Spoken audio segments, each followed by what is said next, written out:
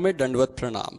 मुझे ऐसा लगता है कि मेरे मन को कोई मार रहा है। कोई भी व्यक्ति या चीज़ जिससे नज़दीकी बढ़ती है वहाँ से निराशा प्राप्त होती है। कोई भी इच्छा करना मेरे लिए मुश्किल है। कोई भी इच्छा पूर्ण नहीं होती। ऐसा लगता है कोई मुझे हर परिस्थिति में नीचे झुकाने की चेष्टा कर रहा है। कभी वो कोई व्यक्ति नहीं है, हमारा कर्म ही है। को न काहू के दुख सुख कर दाता, निज कृत कर्म भोग सुन भ्राता। जो हम शुभ शुभ कर्म करते हैं वो विराजमान रहते हैं, और जब तक उनका भोग नहीं होता तब तक वो पीछा करते रहते हैं। यदि भगवत प्राप्ति हो जाए तो सारे कर्म नष्ट हो जाते हैं, अगर नहीं तो अवश्य में भोक्तव्यम कृतम कर्म शुभाशुभम। भय देना, संशय पैदा कर देना, फंसा देना, नाना प्रकार के क्लेश पैदा कर देना, बिना किसी बात के भावी भय का चिंतन करके भयभीत हो जाना, ये सब बातें कर्म के, हमारे जो पूर्व कर्म है वो बिगड़ गए हैं, वो हमें इस जन्म में परेशान कर रहे हैं।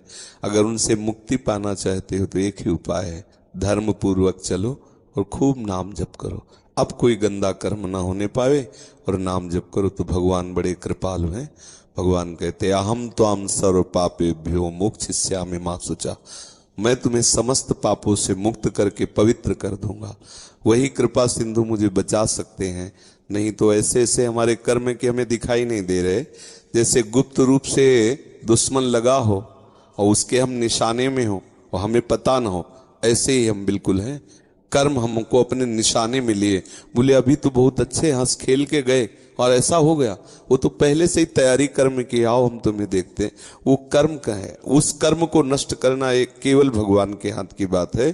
खूब भजन करे, प्रभु से प्रार्थना करे कि मुझे कर्म बंधनों से मुक्त कर दो, क्योंकि ऐसे ऐसे हमसे कर्म हुए कि अगर हम सबका हिसाब भोगने लगे, बहुत जन्म भोगते रहे बराबर तो भी नहीं भोग पाएंगे।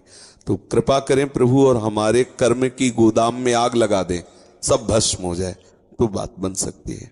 और ये सब मानना कि कोई हमारे पीछे कुछ लगा दिया है, कुछ ऊपरी चक्कर और भीतरी चक्कर, ये सब बेवकूफ़ी है, इसमें कोई महत्व नहीं है, सब अज्ञान की बातें हैं। खास बातें हैं, अगर हमारा कर्म हमको दंड देना तो अभी भूत बन के लग जाएगा। अब झाड़ फूको, न जाना क्या क्या सब करते घूमो, कर्म बिगड़ गया, रोग बन गया, बोले लीवर खराब, किडनी खराब, ये अब पूरे जीवन भर भोगो। कर्म ही तो है, सब खेल कर्म का है। ना कोई हमें दुख से दे सकता है, ना कोई सुख दे सकता है। हमारे कर्म ही हमको दुख दे रहे हैं, हमारे कर्म ही हमको शुभ जो कर्म है वो सुख भुगता रहे हैं। तो इस दुख सुख से, ये यहाँ का सुख भी दुख रूप ही है। जैसे जेल में कोई बंद हो और उत्सव मना रहा हो, तो उसका, अब उसके फांसी की सजा, उत्सव मना रहा हो, क्या उत्सव उसका। ऐसे ही हम माया की जेल में बंद है, वो बोले आज हमारा बर्थडे, पता नहीं शाम के बर्थडे होगा कि डेथ डे होगा, कोई भरोसा नहीं किस मिनट में क्या हो क्या। तो ऐसे हम जीवन मुक्त जब तक नहीं तब तक क्या सुख। इसलिए बच्चा, कम से कम इतने भाग्य तो तुम्हारे प्रबल हुए कि तुम अपने अंतर की दशा को देख पा रहे हो, अंतर्मुखी हो। बस एकमात्र प्रभु की शरण में होकर उनका नाम जप करो। अब कोई गलती ना होने पावे, तो अबलो नशानी अबना न सही हो, ये दृढ़ नियम ले लो। तो प्रभु बहुत कृपालु हैं, बहुत, मतलब आप सोच नहीं सकते हो कितने कृपालु हैं। वो सब माफ कर देंगे, और वो मालिक हैं, वो ईश्वर हैं। जैसे किसी ने एक जगह प्रश्न में लिखा कि हम मानते ही नहीं कि भगवान है। तुम मानते इसलिए नहीं हो कि अज्ञानी हो, बिना बाप के तुम थोड़ी पैदा हो गए, पिता तो है ही ना। अच्छा, तुम्हारे ना मानने से ऐसा तो नहीं, हम नहीं मानते कि हमारा कोई बाप है, तो तुम्हारी बात मानने थोड़ी होगी। कृति है तो कोई रचने वाला है, कृति माने रचना, इसे प्रकृति कहते हैं। तो बोले सब प्रकृति से है, तो प्रकृति एक रचना है, इस सृष्टि भगवान की एक रचना है, तो इसको रचने वाला भी कोई है। अगर रचना है, मतलब चित्र है, तो चित्रकार भी है ना। तो सृष्टि रूपी रचना है तो इसका रचने वाला भी है।